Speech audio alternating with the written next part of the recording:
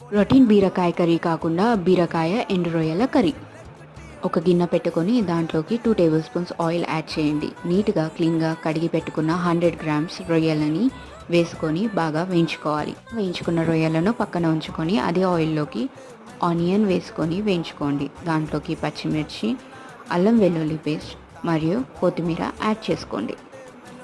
ఇప్పుడు ఇందులోకి 1 table spoon పసుపు యాడ్ చేసుకుందాం.